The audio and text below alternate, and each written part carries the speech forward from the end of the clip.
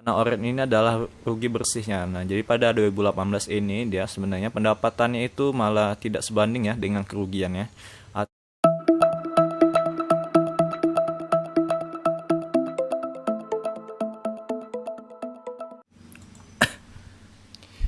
Oke, di sini Profesor. Nah, kali ini kita akan membahas tentang saham yang lagi sangat hot topik di dunia persahaman maupun di dunia stok. Nah, itu adalah saham yang akan berkodekan dengan nama Buka, ya, alias Bukalapak. Oke, nah jadi kita di sini disclaimer on dulu ya bahwa ini bukan ajakan beli maupun ajakan jual dan ini tidak ada sangkut pautnya dengan endorse maupun apalagi dan ini murni analisa dari laporan keuangan maupun prospek ke depannya gitu. Jadi kita akan menganalisa secara objektif.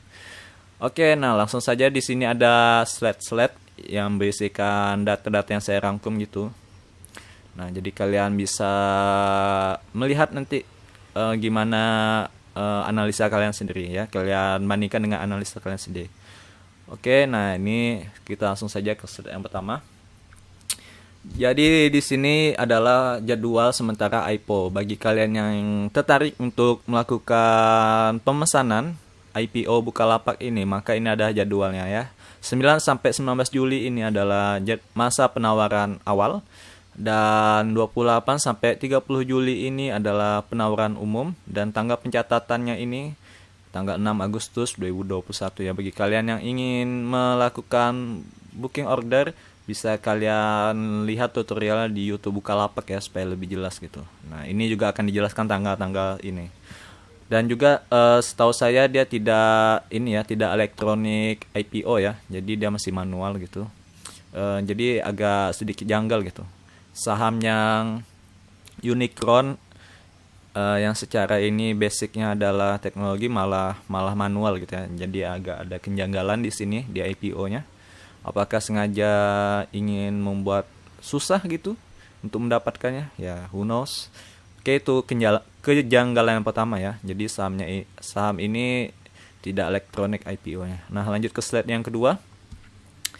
Nah, dana IPO ini jadi ada 25 miliar sahamnya akan diberikan ke publik gitu atau sekitar 25% sahamnya ke publik. Nah, dari saham 25% saham yang ini akan menghasilkan 22 triliun ya. 22 triliun, kisaran 22 triliun dan ini akan menjadi penghimpun IPO terbesar setelah sebelumnya Adro ya pada tahun 2008 hanya sebesar 12,23. Nah, ini 22 triliun.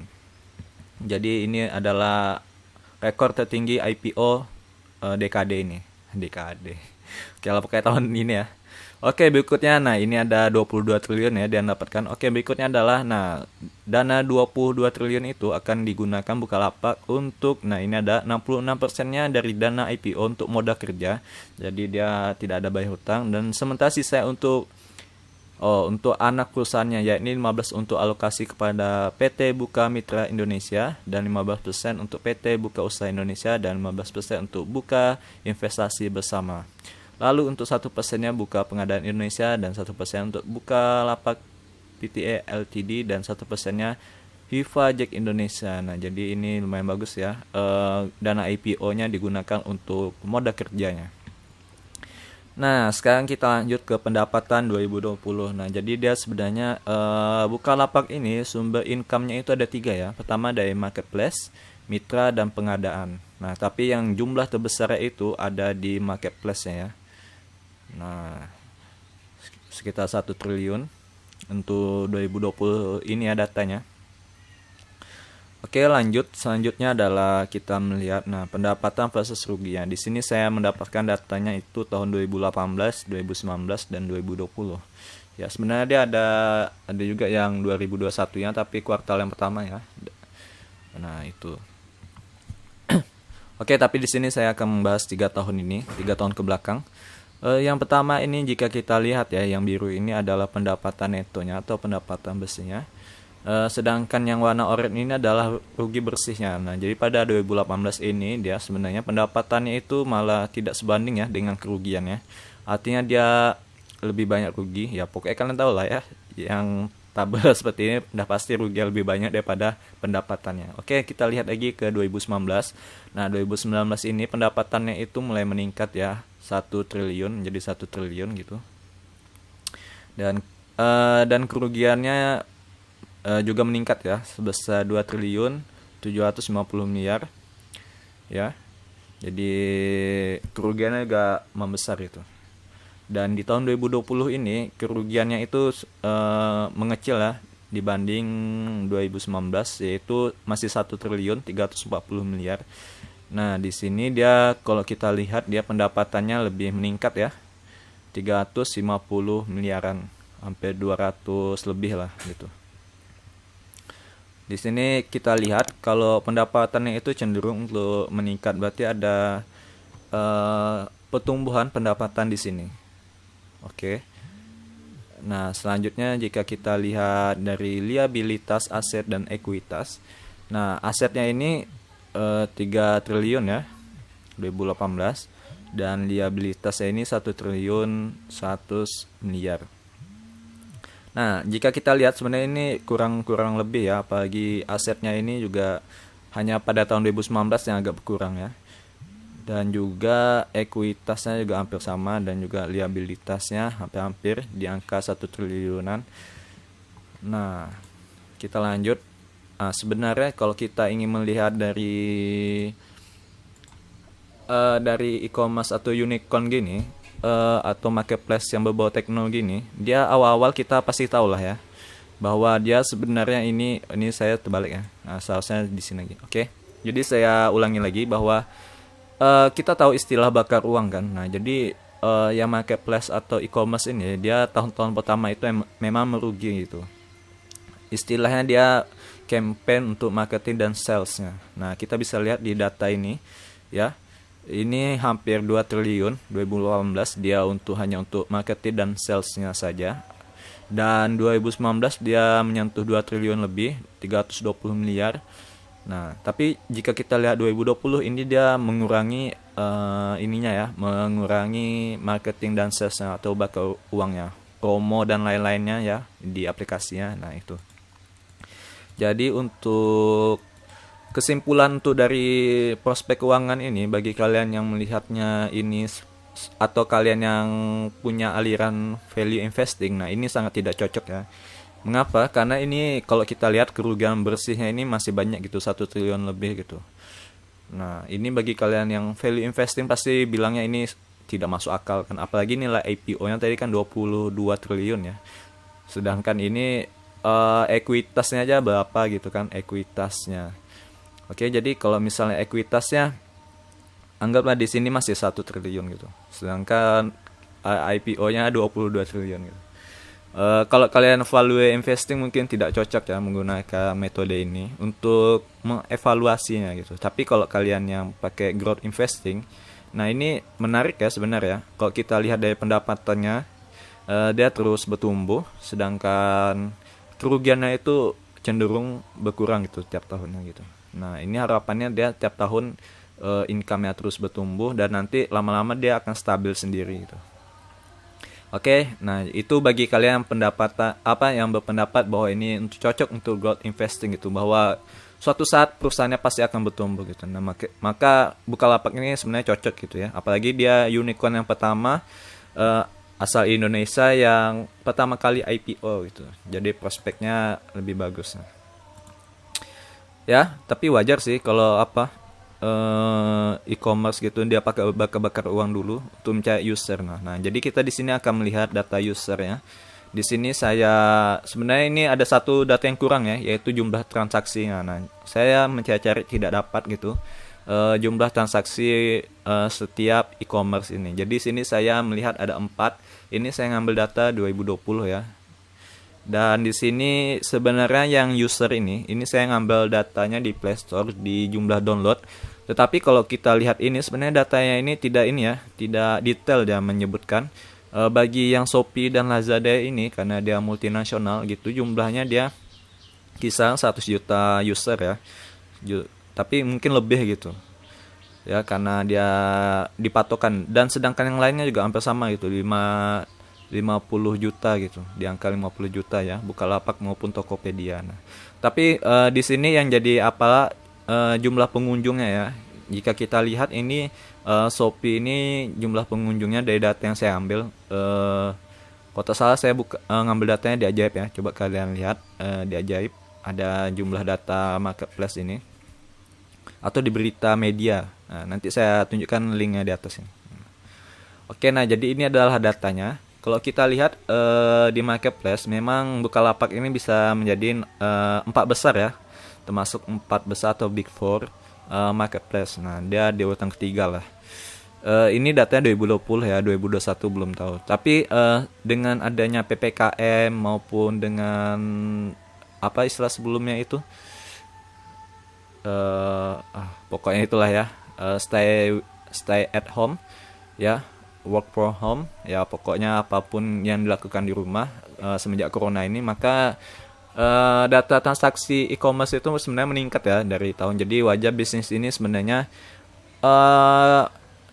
corona ini merupakan, menurut saya, menurut view saya, corona ini merupakan pintu gerbang untuk e-commerce ini melanjutkan apanya gitu, melanjutkan trennya. Nah, jadi ini adalah seperti pintu gerbangnya gitu. Dan juga kan seperti saham maupun aplikasi-aplikasi yang berbau tekno itu lebih meningkat gitu. Nah, jika kita melihat di sini sebenarnya pengunjungnya itu hanya 34.400.000. Sedangkan kalau kita lihat di lawannya si hijau Tokopedia, nah ini adalah 89 juta ya. Jadi sangat jauh sekali terpautnya antara peringkat 1, 2 dan 3, 4 ini sangat jauh sekali peringkat pengunjungnya. Nah, ini dia adalah salah satu pesaing-pesaing di sektor dia. Tapi dia bukan termasuk Bukalapak, tidak termasuk yang market leader yang. Kalau yang ya kita mungkin banyak yang ini ya menunggu Goto mungkin ya. Karena dia bisa dibilang market leadernya di sektor ini. Nah, oke, selanjutnya adalah, nah ini adalah jumlah data bank uangnya ya, atau marketing dan salesnya, bisa dari promo di apps-nya maupun iklan di TV dan influencer ya. Pokoknya ini jumlah total semuanya ya. Oke, berikutnya adalah bagi kalian yang mau beli ini, apakah ini cocok untuk dibeli untuk di trading kan ya istilahnya. Nah, apabila kalian menanyakan ini bisa menggunakan teknikal, ya jelas saja tidak bisa ya, karena catnya belum ada, candlenya belum ada. Nah, tapi jika kalian ini ya, mungkin lebih cocoknya ini seperti ini ya, bandarmologi seperti yang cocok. Kita untuk melihat ini, kita bisa melihat underwriter ya, karena ini ada 4 perusahaan mandiri kalau tidak salah saya ya. Nah, ini ada di atas. Nah, 4 itu termasuk yang perusahaan apa ya, big sekuritas penjamin emisi yang sangat besar itu. Nah, jadi ini lumayan meyakinkan untuk IPO-nya, bukan kaleng-kaleng lah istilahnya. Nah, yang kedua adalah ini saya sebenarnya mengetahui ini atau mendapatkan pengetahuan baru ini melihat dari channel-channel apa yang menggunakan bandarmologi, bahwa ketika retail itu mendapatkan sahamnya itu banyak gitu, atau dia ketika kita contohkan kasusnya seperti ini ya, dia kan ada pengorderan kan, sama pengorderan itu kita minta misalnya 1 slot. Nah, sebenarnya dia tidak murni 1 slot gitu dapatnya.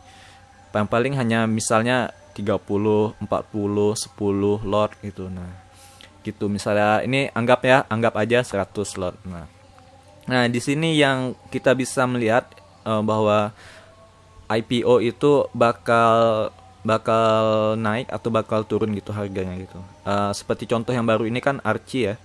Nah, Archie itu saya juga melihat YouTuber lain menjelaskan bahwa Archie itu ternyata retailnya banyak masuk gitu, atau banyak mendapatkan barang ketika IPO. Misalnya ketika dia memesan 1 slot, maka dia akan mendapatkan 1 slot full gitu. Nah, itu sebenarnya berbahaya kalau retail sampai mendapatkan barangnya lebih banyak gitu. Tetapi kalau retail misalnya memesan 100 slot tetapi mendapatkan hanya 30 sampai 40 lot, nah itu maka bagus. maka ini tidak semuanya bisa mendapatkan barang tersebut. Artinya jumlahnya ini masih disimpan oleh big money, istilahnya big money-nya itu. Nah, jadi kalau kalian melihat ini, coba kalian tanyakan apakah banyak retail yang mendapatkan sahamnya atau tidak gitu.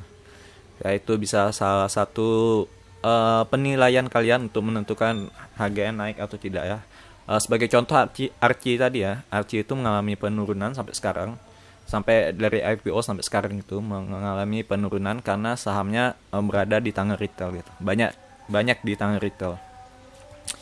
Oke, nah jadi kesimpulannya ini adalah sesi terakhir. Oh ya, sebelumnya ini saya ada melihat ini, melihat di Twitternya Bang Edo bahwa banyak sekali buzzer-buzzer yang menyuruh mempromosikan ini. Ya, kalian bisa lihat di gambar ini. Nah, dan itu suatu kejanggalan enggak sebenarnya.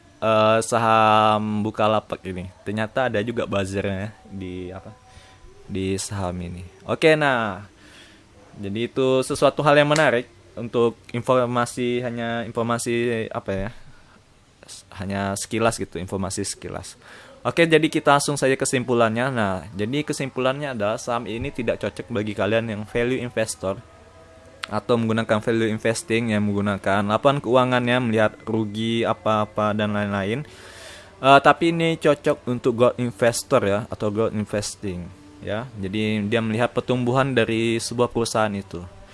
Oke, bagi kalian yang ingin trading atau menjual berharap seperti DCII atau bank dan lain-lain yang ketika IPO itu to the moon. Nah, ini kalian bisa melihat apakah retail itu banyak menyimpan barangnya atau mendapatkan barangnya atau tidak. Nah, apabila tidak, itu berbahaya. Oke, itu saja penjelasan kali ini tentang analisa Bukalapak. Semoga menambah view kalian atau menambah kebijaksanaan kalian dalam melihat prospek Bukalapak ini ke depannya. Oke, saya Profesor, pamit. Bye-bye.